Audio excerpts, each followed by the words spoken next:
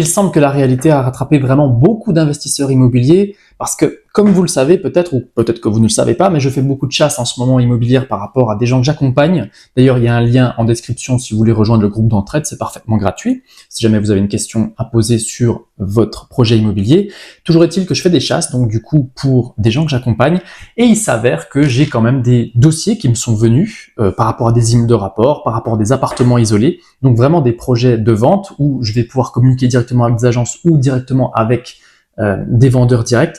Et il s'avère que j'ai déterminé des espèces de règles, des espèces de phénomènes qui arrivent un petit peu souvent par rapport à des produits qui sont à vendre et qui sont parfois dans des étonnants bon état, on va dire entre guillemets, et où on a en fait des vendeurs qui sont beaucoup dégoûtés. Évidemment que les gens que j'accompagne, ce sont des investisseurs, et donc du coup ils vont vouloir soit faire de l'immeuble de rapport, soit faire du lot isolé, on va dire en mauvais état. Ils vont avoir tous des projets un petit peu différents, ou alors parfois prendre des biens qui sont déjà exploités et on a juste à rentrer sur l'opération pour faire tout simplement de l'amortissement de capital. Et il s'avère que sur tous ces produits que je vais cibler, où des agents vont me contacter pour pouvoir me proposer leurs produits, et bien derrière, les situations des vendeurs sont un peu les mêmes. Et j'ai beaucoup de trentenaires, entre guillemets, donc des gens qui sont à peu près de mon âge, je crois, qui ont entre 30 et 40 ans, à qui il est arrivé des tuiles au niveau de leur rénovation, parce que oui, il y a eu une espèce de folie en fait durant les années 18, 19, 20, 21. À ce moment-là, on avait le taux les crédits qui étaient vraiment pas chers, qui étaient à 1%, on avait des mensualités qui étaient relativement basses, on avait des demandes d'apport qui étaient très très faibles. Oui, mais voilà, la réalité a un petit peu rattrapé tous ces investisseurs parce que des travaux, lorsqu'on n'est pas habitué, lorsqu'on n'a pas son réseau, lorsqu'on doit le constituer, lorsqu'on ne sait pas ce qu'il faut faire, dans beaucoup de cas, on a des budgets qui dégueulent en termes de rénovation. On a très souvent l'envie de faire du beau sans comprendre qu'en réalité, faire du beau dans un secteur qui est mauvais, ça ne sert strictement à rien parce que tout simplement, vous allez attirer des locataires que vous n'avez pas envie d'attirer de manière standard. Et donc, on a beaucoup de vendeurs qui sont dégoûtés de l'investissement locatif et qui ont, entre guillemets, cru que c'était quelque chose de facile et surtout que c'était quelque chose de passif, ce qui n'est pas vrai. L'investissement immobilier, je le dis à chacun d'entre vous, vous devez comprendre que ça va être du travail. Dans la mesure où vous faites des visites, c'est du travail. Il va falloir être capable de correctement comprendre si votre locataire est quelqu'un de bien en quelques visites, en quelques éléments de langage, en quelques éléments sur le dossier, de pouvoir faire correctement votre sélection locataire. Pareil pour les artisans, il faut être capable quand même effectivement de voir si votre artisan il n'est pas en difficulté financière et il va pas mettre la clé sous la porte. J'ai eu des histoires où on voyait qu'on avait des vendeurs tout simplement qui avaient des culs de chantier qui n'étaient pas terminés. Pourquoi ? Parce que l'artisan a claqué pendant le chantier tout simplement et a déposé le bilan. Et donc ces histoires-là sont quand même assez récurrentes sur tous les biens que j'ai pu aller voir ou sur toutes les histoires que les agents ou les vendeurs ont pu me raconter. Donc c'est vrai que pour tous ces vendeurs trentenaires, entre guillemets, qui ont, entre guillemets, peut-être cru que l'immobilier était quelque chose de facile, que c'est quelque chose de passif, la réalité les a rattrapés. Et donc on se retrouve parfois avec des vendeurs qui sont littéralement scotchés à leur investissement. Pourquoi ? Parce qu'ils se retrouvent à vendre des biens à potentiellement 300 000 euros dans un secteur qui vaut 1 000 euros du mètre carré et où la surface est de 1000 et tout simplement on dépasse la valeur potentielle max des différents marchés et on a des emplacements qui sont très moyens avec des rénovations qui sont bonnes mais pas finies. Donc c'est vraiment un truc que j'ai remarqué et le problème c'est que dans ces opérations-là, on a vraiment des vendeurs qui sont scotchés parce que vous, si vous arrivez en tant qu'investisseur sur ces produits-là, vous dites mais non, pour moi ça c'est pas terminé, donc du coup il faut que je refasse encore beaucoup de travaux, donc du coup je vais vous décrocher votre prix, mais oui mais vous ne pouvez pas parce que tout simplement le prix que je vais vous proposer il est en dessous de votre capital restant dû en banque, donc la banque va bloquer et on a des situations qui sont vraiment inextricables pour beaucoup de ces projets-là. De temps en temps, on arrive quand même à faire décrocher, on va dire, entre guillemets, un vendeur un petit peu contre son gré et on arrive quand même à faire quelque chose, mais il faut quand même bien se rendre compte que ces histoires-là quand même se multiplient, qu'on a de plus en plus de vendeurs qui sont scotchés à leurs biens. Pourtant, il y a eu du beau. Et vraiment, il y a eu une volonté de faire les choses correctement et notamment par rapport à des critiques que j'ai pu entendre, que j'ai pu voir notamment de néo-investisseurs, donc des gens qui étaient dans la vingtaine par rapport à des vieux investisseurs, donc qui étaient... qui ont parfois 20, 30 ans d'expérience. Et pourquoi est-ce que parfois ces investisseurs qui ont 20, 30 ans d'expérience, ont des appartements qui sont un peu défraîchis, on va dire ou alors qui sont cliniques, où il n'y a pas forcément du beau, mais il y a vraiment que du muscle, parce que très souvent, cette expérience qu'ont eu ces investisseurs qui sont plus vieux, comprennent qu'en réalité, c'est pas la peine d'aller mettre une méga rénovation dans un secteur qui est pas terrible, où on va avoir des locataires qui sont plus ou moins compliqués, ou même parfois si on a des locataires qui sont bons payeurs, etc., c'est pas chez eux, ils vont pas l'entretenir comme si c'était chez eux, et par conséquent, il va de toute façon y avoir, lors du turnover,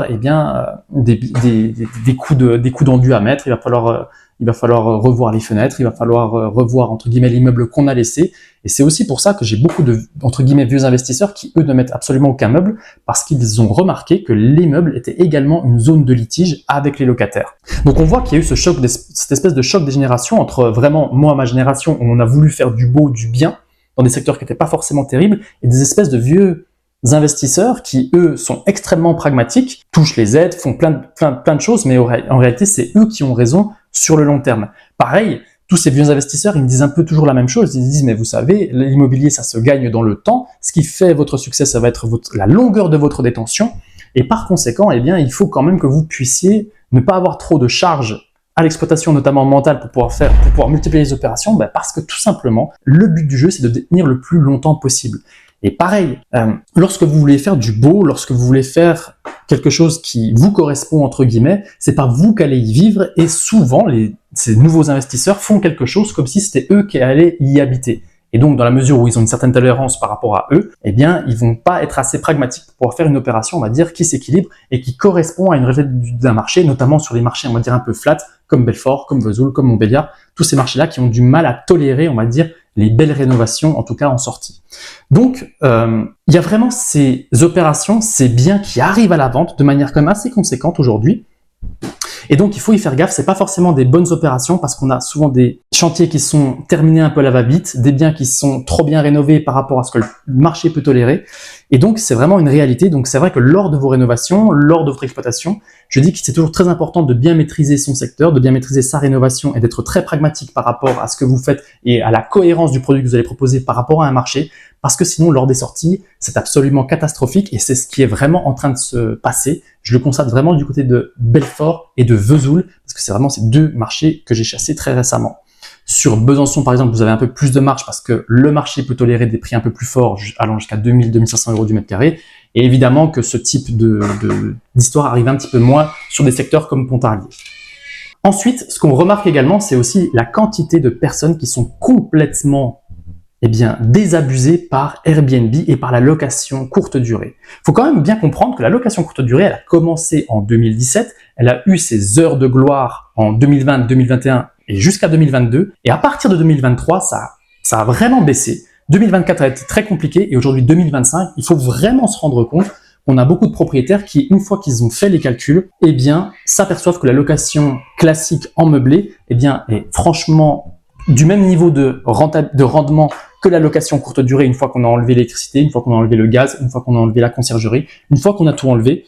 franchement, c'est pas rentable. Et pour ceux qui exploitent par eux-mêmes, ils sont complètement dégoûtés d'avoir fait une belle rénovation, puis s'apercevoir que les meubles ont été abîmés, de s'apercevoir qu'il y a eu un jeton dans le mur, de s'apercevoir que la douche, elle est complètement inondée. Bref, lorsque l'on fait des rénovations par soi-même et lorsqu'on fait l'exploitation ensuite en Airbnb par soi-même, forcément qu'on y met beaucoup d'affect dans son projet. Et de cette manière,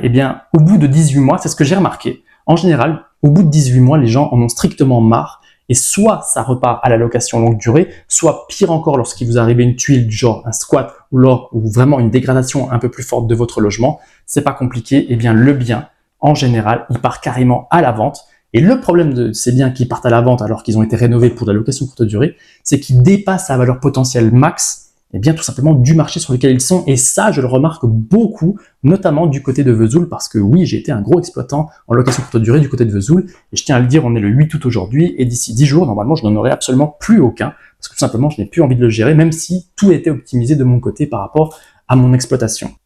Donc, c'est vraiment un truc que j'ai remarqué, c'est-à-dire que vraiment la location courte durée a perdu tout simplement ses lettres de noblesse. Aujourd'hui, si vous voulez vraiment faire de la location courte durée, il y a vraiment des stratégies qui peuvent correspondre, mais si vous voulez faire ça par opportunité, ça ne marche absolument plus. Entre les problèmes de copropriété, entre les problèmes de fiscalité et entre les problèmes avec les locataires, tout simplement, c'est quelque chose qui va vous prendre trop de temps, qui va trop vous décevoir, et dans la plupart des cas, ce n'est absolument pas l'idéal.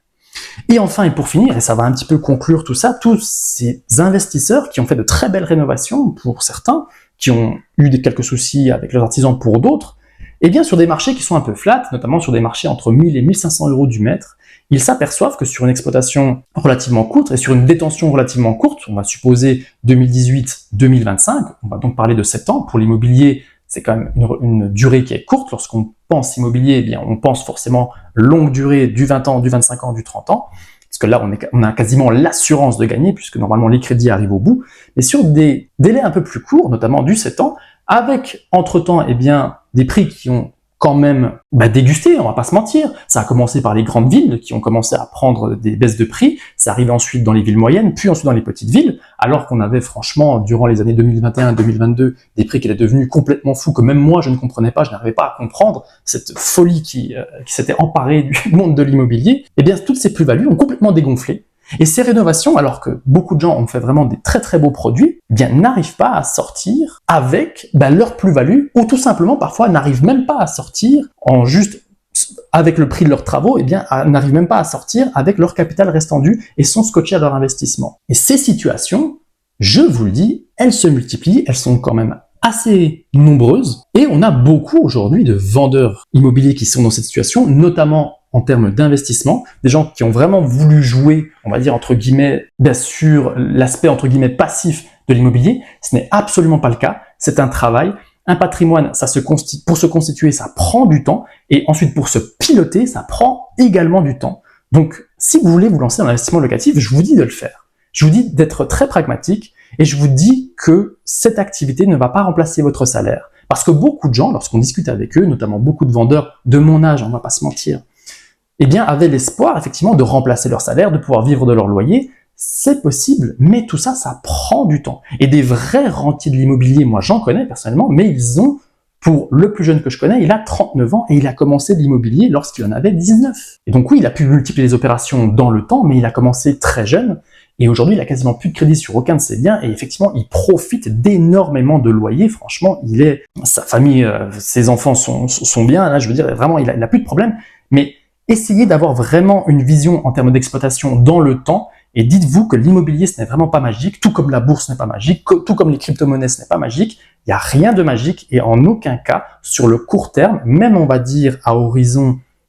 5 ans ou 6 ans ou 7 ans, vous ne pourrez pas remplacer votre salaire, même si effectivement, eh bien, vous avez des gros cash flows, comme on dit, c'est-à-dire un gros delta entre effectivement vos charges et votre loyer, notamment grâce à la location courte durée. Une fois qu'on enlève vraiment tout et qu'on s'aperçoit du temps que ça nous prend, eh bien souvent on déchante. Donc, essayez d'avoir une vision plus long terme pour éviter de vous retrouver un petit peu face à un investisseur comme moi qui va chasser pour des personnes et qui va ensuite tout simplement vous expliquer que vous avez fait des erreurs et que donc du coup, le prix que vous en demandez n'est pas le bon. Donc vraiment, attention, c'est une notion qui est très importante en immobilier, et ça, il y a trop peu de gens qui en parlent, je trouve, en tout cas sur les réseaux sociaux ou de manière générale sur les formations. La valeur potentielle max de votre investissement, une fois que vous aurez tout fini. Quel est le prix de revient final de votre opération? Et si vous deviez sortir demain de cette opération parce qu'il y a un problème majeur, est-ce que vous pouvez le faire? Et dans la plupart des cas, eh bien la réponse est non. Donc essayez d'y faire gaffe pour ne pas vous retrouver scotché à votre investissement si vous voulez vous lancer là-dedans. Attention à ce que la réalité ne vous rattrape pas.